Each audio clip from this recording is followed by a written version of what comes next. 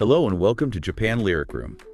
In this program, we explore the lyrics of Japanese songs, delivering clear explanations of their meanings and unique cultural backgrounds. Please note that while the voices and illustrations in this video are AI generated, the project itself is run by two Japanese creators living in Japan. The script is carefully researched and written by us to provide original explanations. So, imagine for a second that you are trying to trap a dying relationship inside a time capsule. Okay, a time capsule. Yeah, but you don't just want to save the good photogenic parts, you know? Yeah. You want to preserve the messy, tragic, entirely selfish parts too. Right, the real stuff. Exactly. Yeah. You want to freeze that exact feeling of knowing something is ending, but deciding to stubbornly parade it around anyway. And today, we're exploring the lyrics of a track that does exactly that. It really does. We are unpacking Odoriko by the Japanese artist Vaundy. Released in November of 2021, this song became an absolute phenomenon. It was a YouTube premium commercial song in Japan, and it has easily racked up well over 300 million streams. Yeah, the numbers on this track are just staggering. If you haven't heard it, it is defined by this incredibly addictive, minimalist bass line that just grabs you by the collar and drags you into its world. That bass line is, it's crucial because it basically acts as the heartbeat for a truly landmark track. And, you know, to understand the architecture of the song, you really have to look at the architect. Right, Vaundy himself. Exactly. When Odoriko dropped, Vaundy was still an active college student, which is a wild to think about. Wow, just a college student. Yeah, yet he was essentially a one-man studio. I mean, he handled the lyrics, the composition, the arrangement. He was even behind the camera for parts of the music video. Oh, the one that features the actress Nana Komatsu. Yes, Yeah. the brilliant Nana Komatsu. He took the nostalgic, neon-soaked atmosphere of 1980s Japanese city pop and completely reconstructed it with a modern interpretation. City pop is famous for that specific mechanism, isn't it? Like layering a breezy, danceable, upbeat instrumental over lyrics that deal with profound urban isolation and melancholy. That's the exact formula. You are tapping your foot, but your heart is breaking. And the title of the song itself hints that there's a lot of heavy lifting going on beneath that smooth surface. Odoriko translates to the dancer. But in the context of Japanese art, that isn't just someone moving to music, is it? Not at all. That title carries a massive amount of historical and literary weight. It draws directly from iconic Japanese literature. Like what, for example? Well, take Mori Ogai's 1890 masterpiece Maihime, which translates to The Dancing Girl. Oh, I've heard of that one. Yeah, that story is about a young Japanese student in Berlin who falls deeply in love with a poor German dancer, but ultimately abandons her for his career. And it leaves him with a lifelong, haunting regret. Wow, so it's a classic tragedy. Exactly. There's also Yasunari Kawabata's famous 1926 story, Izu no Odoriko, or the Izu Dancer, which explores a fleeting, impossible connection across social classes. Oh, I see. In Japanese literature, the dancer is an archetype. She represents a beautiful, passionate, but fundamentally doomed romance. A fleeting moment that cannot survive the harsh realities of the world. So before he even sings a single note, Vaundy is signaling to the listener that we are entering a story about something beautiful that is destined to end. Precisely. Today, we are going to walk through 7 specific phrases in exact order to understand how this song transforms a fleeting romance into an eternal work of art. All right, let's get into it. He establishes that psychological state immediately. Listen to the very first line of the song.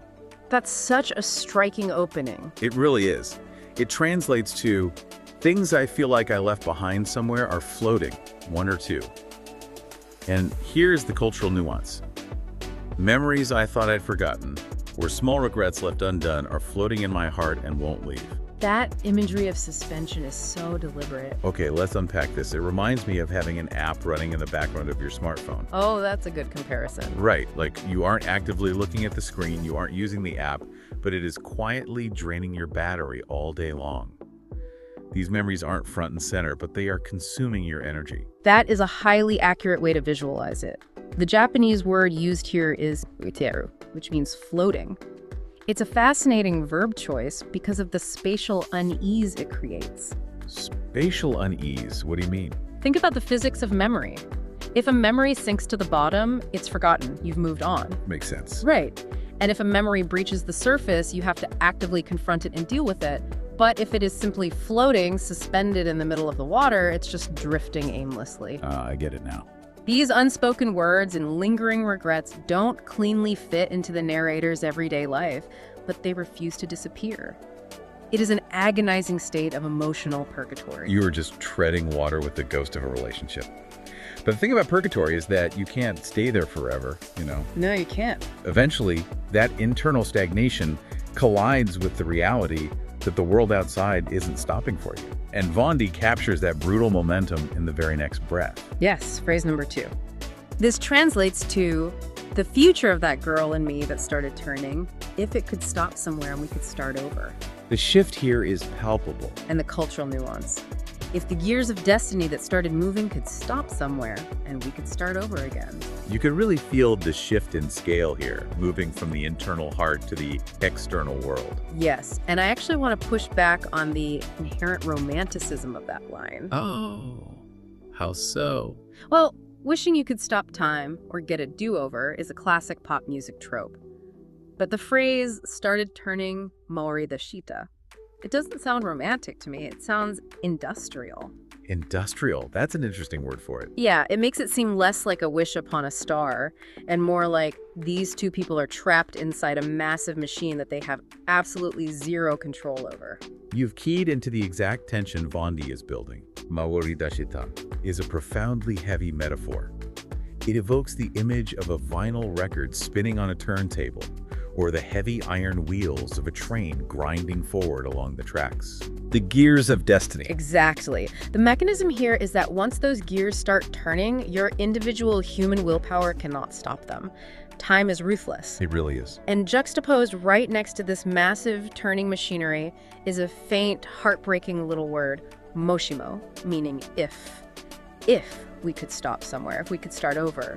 It is the sound of human attachment crashing headfirst into the unstoppable flow of time. It's devastating. You realize you are completely powerless against the clock. So if you are the couple in this situation, how do you cope with that feeling of powerlessness? That's the big question. You put on a show. You rebel in the only way you can. Which leads us to this incredibly cinematic third phrase. As Arinzen, such a powerful line. It translates to, if only that girl and I could parade around somewhere again with a victim's face. And here's the cultural nuance. If only we could walk proudly together again, acting as if we were the tragic protagonists, victims. The Japanese vocabulary in this line is doing some incredibly complex psychological work. Here's where it gets really interesting. Because usually when we say someone is putting on a victim's face, it is an insult. Right, it has a very negative connotation. It implies toxicity or dodging responsibility. But here, they are romanticizing their own tragedy. It is that us against the world movie trope. They are fully aware of what they're doing. The word higaisha zura literally means victim's face. The suffix zura, derived from sura, is a cynical, self-deprecating term. So they know they're acting. Yes. It describes the act of playing the victim specifically to draw sympathy. They know they are putting on an act, but then Vaundy pairs it with the verb neryoruku, which means parading. Right, it doesn't just mean walking. It implies walking slowly, deliberately, much like a procession in a festival where the entire purpose is to be perceived by the crowd. They are turning their heartbreak into a public exhibition. Precisely. They are casting themselves as the doomed, tragic protagonists of their own indie film, boldly parading their shared sorrow through the city streets. It is a distorted, almost toxic form of solidarity. It's all they have left. Exactly. When you cannot control the fact that your relationship is ending, you can at least control the narrative. You can make it look beautiful and tragic to the outside world. But while we have this very vivid visual of them strutting through the neon streets, the soundtrack to this memory is incredibly strange. Very ambiguous. Right after painting this picture, Vaundy strips away the words entirely. We just get a sound for phrase 4. Just a sound effect, basically. Turururu, turururu, turururu. And the cultural nuance. The fluctuation of emotions that cannot be put into words. The departure bell of a train or a telephone ringing. A phantom-like sound left to the listener's imagination. This is perhaps the most debated part of the entire track. What does that sound like to you? Because if it's a train departure bell, that perfectly fits the more Morishita train wheels turning from earlier. In fact, there is an actual limited express train in Japan named the Odoriko, right? Yes, the Odoriko Express connects Tokyo to the Izu Peninsula, tying right back to Kawabata's story, the Izu Dancer. So for many listeners, that sound represents the final bell before the doors close, the literal sound of parting and distance. But then there's the phone ringing theory. That gives me a completely different visceral reaction. Oh, definitely. An unanswered telephone ringing in an empty apartment is the ultimate sound of being disconnected. You're reaching out and no one is there. But the notes we have on this also mention something about, jelly. That is one of the more abstract but brilliant interpretations from listeners. The sound of physically stirring or mixing jelly in a bowl. Stirring jelly. Okay, let me think about the mechanism of that. If you are mixing gelatin, it's a formless, squelching sound. It hasn't solidified into a shape yet. It's mundane, everyday, domestic noise. Keep going. Oh, I see it. It is the sound of stirring up ambiguous, formless emotions. The feelings you have on a random Tuesday that don't make sense yet. You've hit the nail on the head. What's fascinating here is that the ambiguity is the point. This is the song's greatest gimmick. So what does this all mean? Is it just a catchy pop hook? It's much more than that.